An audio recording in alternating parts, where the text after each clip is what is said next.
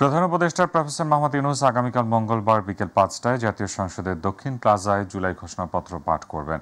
সোমবার বিকেলে প্রধান উপদেষ্টার প্রেস উইং এক বার্তায় বিষয়টি নিশ্চিত করেছে। বাংলাদেশ টেলিভিশন অনুষ্ঠানটি সরাসরি সম্প্রচার করবে। এর আগে জুলাই ঘোষণাপত্রের খসড়া চূড়ান্ত করে অন্তর্বর্তী সরকার। অনুষ্ঠানটিকে ঘিরে ইতোমধ্যে নেওয়া হয়েছে ব্যাপক প্রস্তুতি। রাষ্ট্রপতি মোহাম্মদ শাহাবুদ্দিন বলেছেন, জুলাই গণঅভ্যুত্থানে শহীদদের পরিবার ও আহতদের জন্য ন্যায় বিচার নিশ্চিত করা রাষ্ট্রের পবিত্র দায়িত্ব। এই দায়িত্ব পালনে রাষ্ট্র অঙ্গীকারবদ্ধ। ঐতিহাসিক জুলাই গণঅভ্যুত্থান দিবস উপলক্ষে সোমবার দেয়া এক বাণীতে রাষ্ট্রপতি এমন মনোমাসব্য করে বলেছেন, জুলাই গণঅভ্যুত্থানে বৈষম্যমূলক রাষ্ট্র ব্যবস্থা ও ফ্যাসিবাদী অপশাসনের বিরুদ্ধে ছাত্র শ্রমিক জনতা সম্মিলিত প্রতিরোধ গড়ে তুলেছিল। বাণীতে তিনি গভীর শ্রদ্ধায় স্মরণ করেন জুলাই গণঅভ্যুত্থানের সকল শহীদকে, যারা দেশকে স্বৈরাচার মুক্ত করতে গিয়ে সর্বোচ্চ ত্যাগ স্বীকার করেছেন। এই গণঅভ্যুত্থানে আহত, পঙ্গুত্ব বরণ করা ও দৃষ্টিশক্তি হারানো সকল বীর জুলাই যোদ্ধার ত্যাগ ও অবদানকে তিনি শ্রদ্ধা ভরে স্মরণ করেন। অন্তর্বর্তী সরকারের প্রধান উপদেষ্টা অধ্যাপক মোহাম্মদ ইউনূস বলেছেন, টানা ১৬ বছরের স্বৈরাচারী অপশাসনের বিরুদ্ধে সম্মিলিত বিস্ফোরণ ছিল জুলাই গণঅভ্যুত্থান। জুলাই অভ্যুত্থানের মূল লক্ষ্য ছিল একটি বৈষম্যহীন, দুর্নীতি ও স্বৈরাচার মুক্ত নতুন রাষ্ট্র ব্যবস্থা প্রতিষ্ঠা করা, দেশের গণতন্ত্র পুনরুদ্ধার করে রাষ্ট্রকে জনগণের হাতে ফিরিয়ে দেয়া। জুলাই গণঅভ্যুত্থানের বর্ষপূর্তি উপলক্ষে দেয়া এক বাণীতে কথাগুলো বলেছেন প্রধান উপদেষ্টা। প্রধান উপদেষ্টা তার সরকারের আমলে রাষ্ট্রযন্ত্রের সকল খাতে ব্যাপক সংস্কার কার্যক্রম গ্রহণ করেছে। জুলাই গণহত্যার বিচারের কার্যক্রম দ্রুত গতিতে এগিয়ে যাচ্ছে। জুলাই শহীদদের স্মৃতি রক্ষা ও আহত জুলাই যোদ্ধাদের পুনর্বাসনের উদ্যোগ নেওয়া হয়েছে। নির্বাচন নিয়ে বাণীতে প্রধান উপদেষ্টা বলেছেন, গণতান্ত্রিক অভিযাত্রাকে ত্বরান্বিত করতে রাজনৈতিক ও নির্বাচন ব্যবস্থা এবং প্রয়োজনীয় সকল সংস্কারে রাজনৈতিক দল ও অংশীজনদের সাথে আলোচনা চলমান আছে। কোনো একক ব্যক্তি নয়, জুলাই অভ্যুত্থানের উপকার ছিলেন সাধারণ মানুষ। মৃত্যু জেনেও তারা নিজের সিদ্ধান্তে আন্দোলনে গিয়েছিলেন। জুলাই গণঅভ্যুত্থান দিবসের আলোচনা সভায় এসব কথা বলেন আইন উপদেষ্টা ডক্টর আসিফ নজরুল। গণহত্যায় অভিযুক্ত সাবেক প্রধানমন্ত্রী শেখ হাসিনাকে দেশে ফিরিয়ে দেওয়ার বিষয়ে ভারত সরকার সাড়া না দেওয়ার কথা জানিয়ে প্রয়োজনে আবারও উদ্যোগ নেওয়ার কথা জানান পররাষ্ট্র উপদেষ্টা মোহাম্মদ তৌহিদ হোসেন। মাহবুব সৈকতের রিপোর্ট। রাজধানীর ফরেন সার্ভিস একাডেমিতে গণ অভ্যুত্থান দিবসের আলোচনা সভার আয়োজন করে পররাষ্ট্র মন্ত্রণালয়। বিগত ১-১.৫ মাস ফ্যাসিবাদী শাসনের অবসান ঘটাতে দেশের মানুষ স্বতঃস্ফূর্তভাবেই জুলাই অভ্যুত্থানে রাজপথে নেমে এসেছিল বলে মন্তব্য করেন আইন উপদেষ্টা। জুলাই গণ অভ্যুত্থানের রূপকার ছিল বাংলাদেশের প্রতিটা মানুষ, প্রত্যেকে নিজে নিজে আসছে, সহ্য করতে পারেনি মানুষ, আর এত দিনের অ্যাঙ্গার সেটা ভেন্টিলেট করতে দেয় নাই, এটা পরিণত হচ্ছে। এটা ক্ষমতাচ্যুত পলাতক প্রধানমন্ত্রী শেখ হাসিনা ও তার শাসন ব্যবস্থার নানান নেতিবাচক দিকও তুলে ধরেন ডক্টর আসিফ নজরুল। চোর প্রজন্ম তৈরি করতে পেরেছিল, যারা ওনার সমস্ত মিথ্যা বিশ্বাস করত এবং ওই কি একইভাবে মিথ্যা কথা বলতো। এটা হচ্ছে নির্বাচন, তারপর হচ্ছে আপনার নির্যাতন। উনি এসে বডি শুদ্ধাগার করে দিল এবং বলতো ওনারা তো পাওনাদারের ভয়ে পালিয়েছে বা আপনার কি বউয়ের অত্যাচারে পালিয়েছে। কি পরিমাণ ইসলামী করতে পারে। ইলিয়াস আলীর পরিবারকে, ইলিয়াসকে হত্যা করে তার পরিবারে তার বাচ্চাকে কোলে নিয়ে আদর করে। আমার খালি মনে হয় কি ওনার উপর একটা খুব নিউরোলজিক্যাল, সাইকোলজিক্যাল, ফিজিক্যাল একটা ডিটেইল অনেকগুলো পিএইচডি হওয়া উচিত। একটা মানুষ কিভাবে এটা করতে পারে। পরে পাকিস্তানের উপপ্রধানমন্ত্রী এবং পররাষ্ট্রমন্ত্রী বাংলাদেশের সফর নিয়ে কথা বলেন তিনি। জানান, আলোচনায় থাকবে ৭১-এর গণহত্যার দায়ে ক্ষমা চাওয়ার বিষয়েও। প্রতিটি ইস্যুই টেবিলে থাকবে। যেটা ৫০ বছরে পারা যায়নি সেটা যে আমরা ঝট করে ৬ মাসে পারবই এমন কোনো কথা। আমরা এটা প্র্যাগমেটিক ওয়েতেই আগাবো এবং একটা ইস্যু আরেকটা ইস্যুকে আটকে রাখবে সেটা আমরা কখনো চাই না। শেখ হাসিনার অপশাসনের কারণে বাংলাদেশের পাসপোর্ট নিয়ে অন্য দেশে গেলে নেতিবাচক পরিস্থিতির মুখোমুখি হওয়ার কথাও জানান পররাষ্ট্র উপদেষ্টা। বিশ্বাস হারানো খুব সহজ, পুনঃপ্রতিষ্ঠা কিন্তু কঠিন হয়। সেই কঠিন কাজ আমাদেরকে করতে হবে। মাহবুব সৈকত, মাই টিভি, ঢাকা। ৫ আগস্ট নিয়ে কোনো ধরনের আতঙ্কের কারণ নেই বলে জানিয়েছেন স্বরাষ্ট্র উপদেষ্টা অবসরপ্রাপ্ত লেফটেন্যান্ট জেনারেল জাহাঙ্গীর আলম চৌধুরী। তিনি বলেন, নির্বাচনের সময় আইন শৃঙ্খলা ভালো রাখতে সব ধরনের প্রস্তুতি গ্রহণ করেছে সরকার। সকালে সচিবালয়ের স্বরাষ্ট্র মন্ত্রণালয়ের সভাকক্ষে আইন শৃঙ্খলা সংক্রান্ত কোর কমিটির সভা শেষে এসব কথা বলেন স্বরাষ্ট্র উপদেষ্টা। আরও জানাচ্ছেন রাকিব হাসান। সকালে স্বরাষ্ট্র উপদেষ্টা লেফটেন্যান্ট জেনারেল অবসরপ্রাপ্ত জাহাঙ্গীর আলম চৌধুরীর সভাপতিত্বে সচিবালয়ে স্বরাষ্ট্র মন্ত্রণালয়ের সম্মেলন কক্ষে অনুষ্ঠিত হয় আইন শৃঙ্খলা সংক্রান্ত কোর কমিটির বৈঠক। বৈঠক শেষে স্বরাষ্ট্র উপদেষ্টা জানান, দেশের সার্বিক পরিস্থিতি নিয়ে আলোচনা হয়েছে, মাদক ইস্যুকে গুরুত্ব দেওয়া হয়েছে জানিয়ে তিনি বলেন, এটি বর্তমানে দেশের অন্যতম প্রধান সমস্যা।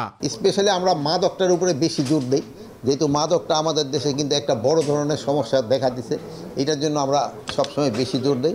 এখন আপনাকে রিপোর্টিংও দেখছি, এখন ইয়াবার কিন্তু ধরা পড়তেছে অনেক বেশি, বাট এগুলি ধরা পড়লো ওই রুই কাতলাগুলি ধরা পড়তেছে না, ওই পুঠিয়া ট্যাংরা এইগুলি ধরা পড়তেছে। তা আমরা চাচ্ছি যে রুই কাতলাগুলি যেন আইনের আওতায় যত তাড়াতাড়ি নিয়ে আসা যায়। এই ব্যাপারে সাংবাদিকদের প্রশ্নের জবাবে স্বরাষ্ট্র উপদেষ্টা জানান, ৫ আগস্টকে ঘিরে কোনো ধরনের আতঙ্ক নেই। ৫ই আগস্টের সঙ্গে দেখেন তো কোনো ধরনের আতঙ্কের কোনো কারণেই নেই। আল্লাহ দিলে সব কিছু, সব প্রোগ্রাম হবে এবং সব ভালোভাবে হয়ে যাবে আল্লাহ দিলে। সারা দেশে বিশেষ অভিযান চলছে, যা নির্বাচনের আগ পর্যন্ত চলবে বলেও জানান জাহাঙ্গীর আলম চৌধুরী। বিশেষ অভিযানটা পুরো দেশেই চলতেছে, যেহেতু হয় কি এইটা ইলেকশনের আগ পর্যন্তই চলতে হবে, যেহেতু হয়তো আপনার তো মানে অস্বীকার করতে উপায় নেই যে আমাদের যে পরিমাণ হাতিয়ার চলে গেছে আমরা তো সব উদ্ধার করতে পারি না। নির্বাচন যেসব হবে, যেসব আইন শৃঙ্খলা পরিস্থিতি যেন ভালো থাকে, এই জন্য আমরা সব ধরনের প্রস্তুতি নিচ্ছি। রাকিব হাসান, মাই টিভি, ঢাকা।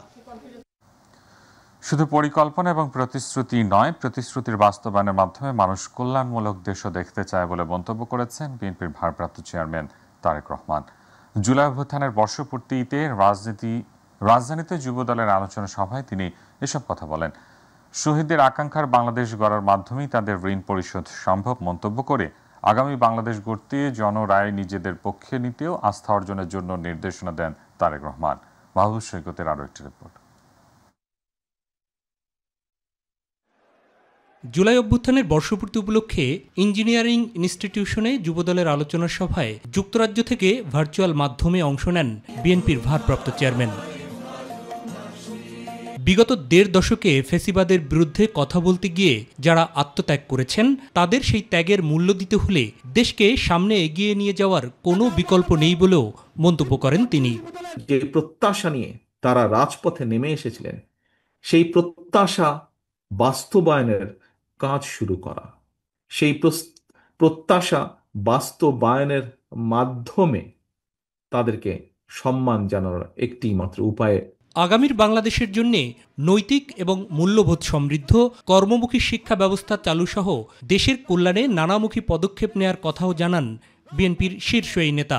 শুধুমাত্র শিক্ষা ক্ষেত্রেই নয়, ইনশাল্লাহ জনগণের রায় বিএনপি রাষ্ট্র পরিচালনার দায়িত্ব পেলে আগামী দিন জনগণের জীবনমানের উন্নয়নের লক্ষ্যে নারী পুরুষ সবার জন্য নৈতিক মূল্যবোধ সমৃদ্ধ কর্মমুখী শিক্ষা ব্যবস্থা চালু বিএনপির বিভিন্ন টিম এরই মধ্যে সুনির্দিষ্ট পরিকল্পনা তৈরির কাজ করছে। দেশের মানুষ শুধু পরিকল্পনাই নয়, প্রতিশ্রুতিরও বাস্তবায়ন চায় বলেও মন্তব্য করেন তিনি। এই মুহূর্তে বাংলাদেশের মানুষ কথামালার রাজনীতি আর চাচ্ছে না। জনগণ এখন সুস্থ পরিকল্পনা গ্রহণ এবং প্রতিশ্রুতির বাস্তবায়ন চায় এবং জনগণের সেই প্রত্যাশা পূরণের লক্ষ্যে বিএনপি জনগণের জীবন মান উন্নয়নের সুনির্দিষ্টভাবে কতগুলো পরিকল্পনা গ্রহণ করছে। যুবদলের প্রত্যেককে জনগণের আস্থা ধরে রাখারও নির্দেশনা দেন তারেক রহমান।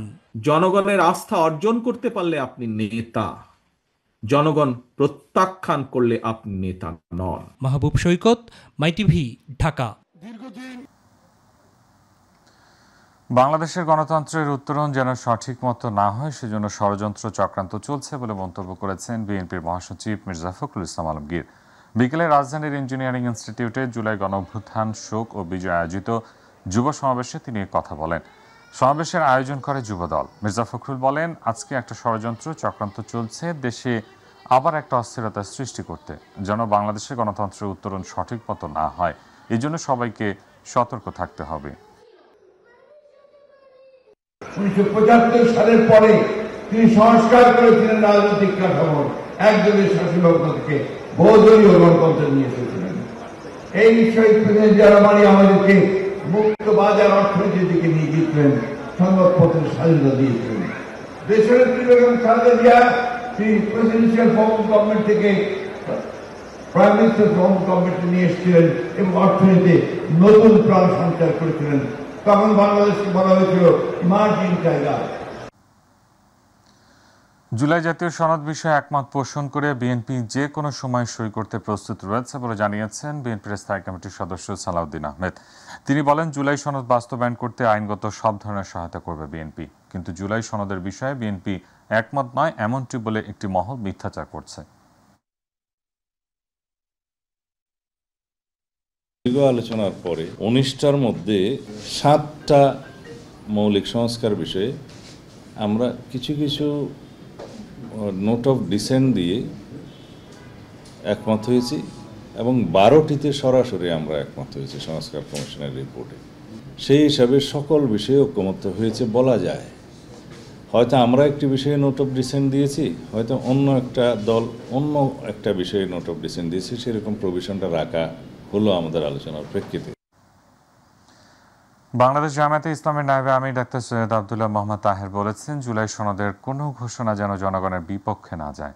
সোমবার একটি সমাবেশে প্রধান উপদেষ্টাকে উদ্দেশ্য করে তিনি আরো বলেন, চাপে পড়ে যেন কোনো বিষয়ে ঘোষণা দেওয়া না হয়। জনগণের আকাঙ্ক্ষার বাইরে কিছু হলে আমরা সেটিকে প্রত্যাখ্যান করব। তিনি স্পষ্টভাবে বলেন, সংস্কার ছাড়া কোনো নির্বাচন গ্রহণযোগ্য হবে না। জনগণের দাবি ও দেশের বৃহত্তর স্বার্থে একটি নিরপেক্ষ অংশগ্রহণমূলক নির্বাচনের পথ তৈরি করতে হবে। তিনি বলেন, সংস্কার, লেভেল প্লেইং ফিল্ড এবং পিআর পদ্ধতিতে নির্বাচন ছাড়া কোনো নির্বাচন এই জাতি মেনে নেবে কিনা তা নিয়ে গুরুতর সন্দেহ রয়েছে।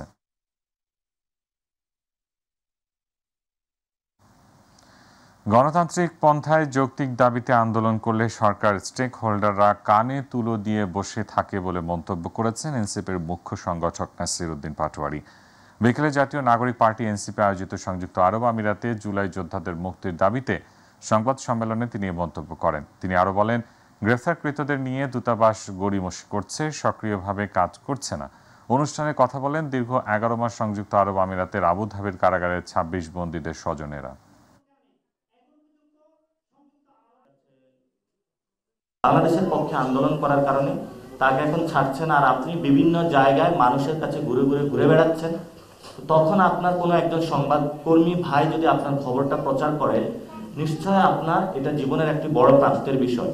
ওই জায়গা থেকে আপনাদের কাছে রিকোয়েস্ট, ওনাদের ফ্যামিলিরা আজকে এখানে এসেছেন, ওনাদের সন্তানদের এবং কারো বাপ, কারো হাজব্যান্ড, তাদের একটু মুক্তি চাচ্ছেন এবং তাদের প্রিয় মানুষকে তারা দেশের মধ্যে তাদের কাছে চাচ্ছেন।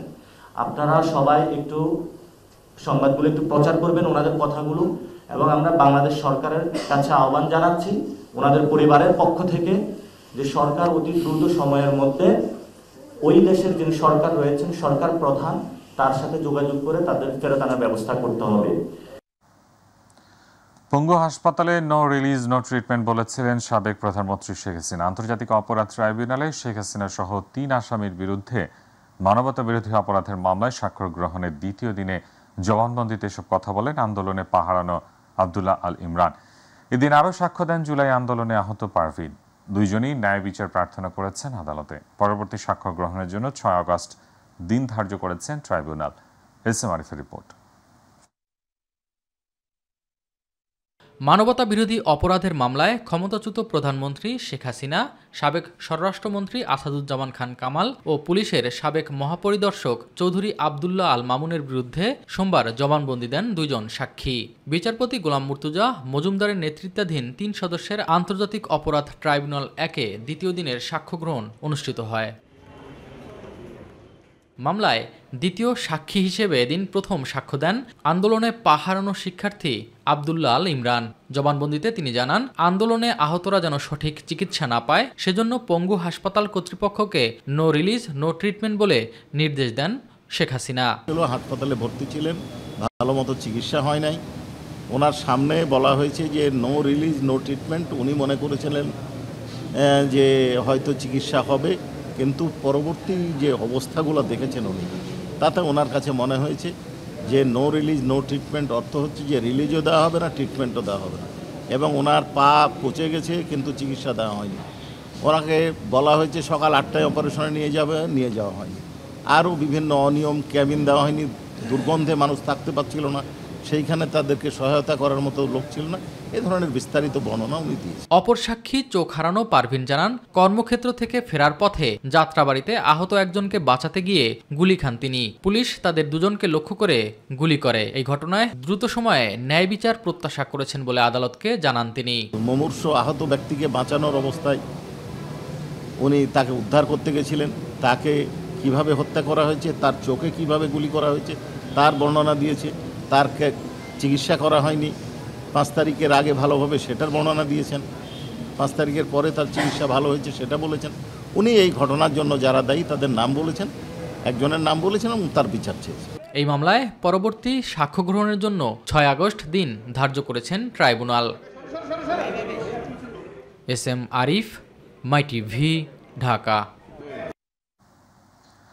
জনপ্রিয় স্যাটেলাইট টেলিভিশন চ্যানেল মাই টিভির নাম ব্যবহার করে চাঁদাবাজি এবং প্রতারণার অভিযোগে ঢাকার কেরানীগঞ্জে সাইফুল ইসলাম নামে এক প্রতারককে আটক করে পুলিশে দিয়েছে স্থানীয় জনতা। জানা গেছে, কথিত সাংবাদিক সাইফুল 1 মাস আগে কেরানীগঞ্জের BRS agro food and consumers লিমিটেডে ভয়ভীতি দেখিয়ে প্রথমে 15,000 এবং পরে 10,000 টাকা নেয়। পরবর্তীতে লাগাতার নিউজ করার ভয় দেখিয়ে প্রতি মাসে 10,000 টাকা দাবি করে। মাসিক সেই টাকা নিতে ভুয়া সাংবাদিক সাইফুল সোমবার দুপুরে দক্ষিণ কেরানীগঞ্জের ইকুরিয়া বাজারে এলে ভুক্তভোগী কোম্পানির CEO মাহফুজ রহমান এবং স্থানীয় জনতা ও মাই টিভির একটি প্রতিনিধি দল তাকে হাতে নাতে আটক করে পুলিশে দেয়। তার বিরুদ্ধে কেরানীগঞ্জ মডেল থানায় একটি চাঁদাবাজি মামলার প্রস্তুতি চলছে। আটককৃত ভুয়া সাংবাদিক সাইফুল ইসলাম দক্ষিণ কেরানীগঞ্জ থানা এলাকার নতুন বক্তারচর এলাকার বাসিন্দা বলে জানা গেছে। এবারে রক্তাক্ত জুলাই গণ অভ্যুত্থান।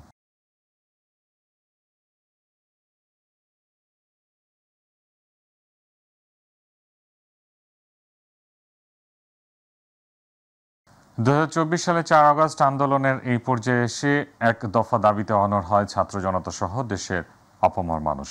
তা হলো শেখ হাসিনার পদত্যাগ। সেই দাবিতেই 4 তারিখ থেকে সারা দেশে শুরু হয় আন্দোলনের অসহযোগ কর্মসূচি। একই সাথে আরও কঠোর কারফিউ জারি হয় দেশ জুড়ে। ছাত্র জনতার প্রতিরোধে রীতিমতো রণক্ষেত্রে পরিণত হয় যাত্রাবাড়ি, উত্তরা সহ বিভিন্ন এলাকা। আতিক রহমান তিতাসের রিপোর্ট। শেখ হাসিনা সরকারের পতনের ঠিক একদিন আগে 2024 সালের 4 আগস্ট বেপরোয়া হয়ে ওঠে রাষ্ট্রের সশস্ত্র বাহিনীগুলো। এদিন আন্দোলনকারীদের উপর গুলি না করার নির্দেশনা চেয়ে করা রিটও খারিজ করে দেওয়া হয়। ফলে 4 আগস্ট জঙ্গি দমন কায়দায় সাধারণ শিক্ষার্থীদের মারতে থাকে বিভিন্ন বাহিনী। এরই মধ্যে ঘোষণা করা হয় মার্চ টু ঢাকা। আন্দোলনের এই পর্যায়ে এসে এক দফা দাবিতে অনড় হয় ছাত্র জনতা সহ দেশের আপামর মানুষ। তা হলো শেখ হাসিনার পদত্যাগ। সেই দাবিতেই 4 তারিখ থেকে সারা দেশে শুরু হয় আন্দোলনের অসহযোগ কর্মসূচি। একই সাথে আরও কঠোর কারফিউ জারি হয় দেশ জুড়ে। এদিন সকাল থেকে ছাত্র জনতার প্রতিরোধে রীতিমতো রণক্ষেত্র রাজধানীর যাত্রাবাড়ি সহ বিভিন্ন এলাকা। ছাত্রলীগ, যুবলীগ আর পুলিশের সশস্ত্র হামলা খালি হাতে মোকাবেলা করতে থাকে কয়েকশো মানুষ। রামপুরায় নামেন ইস্ট ওয়েস্ট ব্র্যাক ইউনিভার্সিটি সহ আশেপাশের বিভিন্ন প্রতিষ্ঠানের শিক্ষার্থী, শিক্ষক, অভিভাবক আর সাধারণ মানুষ। তাদের উপরই বৃষ্টির মতো নামতে থাকে গুলি। উত্তরা, বাড্ডা, প্রগতি সরণিতেও একই চিত্র। Karwan Bazar, science lab, Shahbag, Bangla motor আর ধানমন্ডি তখন যেন যুদ্ধক্ষেত্র। হাসপাতালগুলোতেও তখন বইছে রক্তের স্রোত। এত গুলিবিদ্ধদের চিকিৎসা দিতে চিকিৎসক নার্সদের তখন নাভিশ্বাস অবস্থা। এক ঢাকা মেডিকেলেই কয়েক ঘন্টার মধ্যে গুলিবিদ্ধ হয়ে ভর্তি হন 67 জন। আহত হয়ে চিকিৎসা নিয়েছেন প্রায় 250 মানুষ। এর মধ্যে জরুরি বিভাগেই 7 জনের মৃত্যু হয়। এদিকে মিরপুরে তখন দেখা যায় এক অভূতপূর্ব চিত্র। সরকার সমর্থিত বাহিনীর বিপরীতে আন্দোলনকারীদের পক্ষেই ঢাল হয়ে দাঁড়ান একদল সেনা সদস্য। রক্তের দাম মেটাতে সারা দেশেই তখন শক্ত প্রতিরোধ ছাত্র জনতার। চট্টগ্রাম, নারায়ণগঞ্জ, সিলেট, দিনাজপুর, ঝিনাইদহ সহ গোটা দেশ রীতিমতো যুদ্ধক্ষেত্র। তখন ক্ষমতা টেকানোর শেষ চেষ্টায় তৎকালীন মন্ত্রী, প্রতিমন্ত্রী আর সশস্ত্র বাহিনীর প্রধানদের সাথে বৈঠকে বসেন শেখ হাসিনা। সেই বৈঠকেই আন্দোলনে গুলি চালাতে সেনাবাহিনীর উপর চাপ দেন তিনি। যখন এই পরিস্থিতি, তখন ডু অর ডাই সিদ্ধান্ত আসে আন্দোলনকারীদের পক্ষ থেকে। ঘোষণা 6 তারিখ নয়, মার্চ টু ঢাকা হবে 5ই আগস্ট। সিদ্ধান্ত মোতাবেক আমাদের যে 6 তারিখের যে লং মার্চ টু ঢাকা কর্মসূচি ছিল সেটাকে আমরা একদিন এগিয়ে নিয়ে এসেছি। মার্চ টু ঢাকা ঘোষণার পরই টেকনাফ থেকে তেঁতুলিয়ার আকাশ বাতাস ভারী হয়ে ওঠে। তখন বড় কিছু একটার জন্য প্রস্তুত হচ্ছিল বাংলাদেশ। দ্বিতীয় দফায় টানা 1.5 দশকের মসনদ ত্যাগের আগাম বার্তা পাচ্ছিলেন শেখ হাসিনা। আতিকুর রহমান তিতাস, মাই টিভি।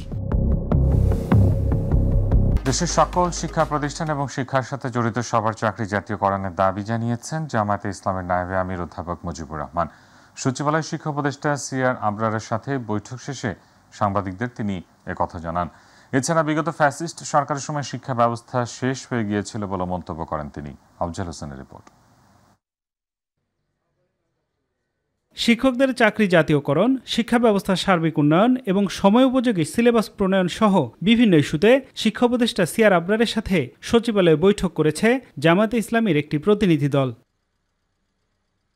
বৈঠক শেষে জামায়াতে ইসলামীর নায়েবে আমির অধ্যাপক মুজিবুর রহমান বলেন, দেশের সকল শিক্ষা প্রতিষ্ঠান এবং শিক্ষার সাথে জড়িত সবার চাকরি জাতীয়করণের দাবি জানিয়েছে দলটি। সকল শিক্ষা প্রতিষ্ঠান, সকল শিক্ষার সাথে জড়িত যারা, তাদের চাকরিকে যেমন জাতীয়করণ করতে হবে, প্রতিষ্ঠানগুলোকেও সেভাবে জাতীয়করণ করে আমাদের দেশের শিক্ষা ব্যবস্থাকে সুন্দরভাবে গড়ে তুলতে হবে। শিক্ষা উপদেষ্টার সাথে বৈঠকটি ফলপ্রসূ হয়েছে বলে জানিয়েছেন জামায়াতে ইসলামীর কেন্দ্রীয় কর্মপরিষদ সদস্য ডক্টর শফিকুল ইসলাম মাসুদ। বেশ কিছু গুরুত্বপূর্ণ বিষয়ে শিক্ষা উপদেষ্টাকে অবহিত করা হয়েছে বলেও জানান তিনি। শিক্ষা সংক্রান্ত, শিক্ষক সংক্রান্ত বিষয়ে আলোচনা হয়েছে, স্বতন্ত্র মাদ্রাসা ইবতেদায়ী মাদ্রাসা সংক্রান্ত আলোচনা হয়েছে, এমপিও নন এমপিওভুক্ত বিষয়গুলো নিয়ে গুরুত্বপূর্ণ আলোচনা হয়েছে, জাতীয়করণের বিষয়ে আলোচনা হয়েছে, তারপরে অবসর ভাতা সম্পর্কিত বিষয়ে আলোচনা হয়েছে।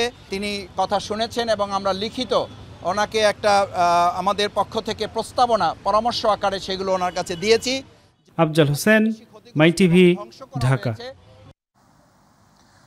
বৃষ্টি যেদিকে যায় সেদিকে ছাতা ধরে, অর্থাৎ ক্ষমতার বাতাস যেদিকে যায় সেদিকে বাংলাদেশের আমলাতন্ত্র যায় বলে মন্তব্য করেছেন গণ অধিকার পরিষদের সভাপতি ও ডাকসু সাবেক ভিপি নুরুল হক নূর। বিকেলে জাহাঙ্গীরনগর বিশ্ববিদ্যালয়ের জহির রায়হান বাংলাদেশ ছাত্র অধিকার পরিষদ জাবি শাখা কর্তৃক আয়োজিত প্রবন্ধ লেখনী প্রতিযোগিতার পুরস্কার বিতরণী অনুষ্ঠানে সাংবাদিকদের দেয়া এক সাক্ষাৎকারে এসব কথা বলেন তিনি।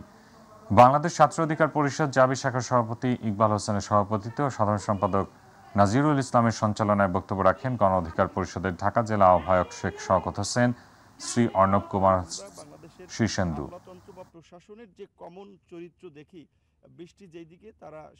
আগামীকাল 5 আগস্ট জুলাই গণঅভ্যুত্থান দিবস উপলক্ষে দেশের সব ব্যাংক বন্ধ থাকবে। বাংলাদেশ ব্যাংকের এক প্রজ্ঞাপনে এই সিদ্ধান্ত জানানো হয়েছে। ব্যাংকের পাশাপাশি বন্ধ থাকবে পুঁজিবাজারের লেনদেনও। গত 17 জুলাই বাংলাদেশ ব্যাংকের ডিপার্টমেন্ট অব সাইট সুপারভিশন থেকে সংক্রান্ত একটি প্রজ্ঞাপন জারি করা হয়। এতে বলা হয়, মন্ত্রিপরিষদ বিভাগের 2 জুলাইয়ের প্রজ্ঞাপন অনুসারে জুলাই গণঅভ্যুত্থান দিবস উপলক্ষে সব ব্যাংক বন্ধ থাকবে। এর আগে 5 আগস্টকে জুলাই গণঅভ্যুত্থান দিবস হিসেবে ঘোষণা করে সরকার। দিবসটি উপলক্ষে সব সরকারি প্রতিষ্ঠানে সাধারণ ছুটি ঘোষণা করা হয়। সে ধারাবাহিকতায় বেসরকারি ব্যাংকেও ছুটির ঘোষণা এসেছে।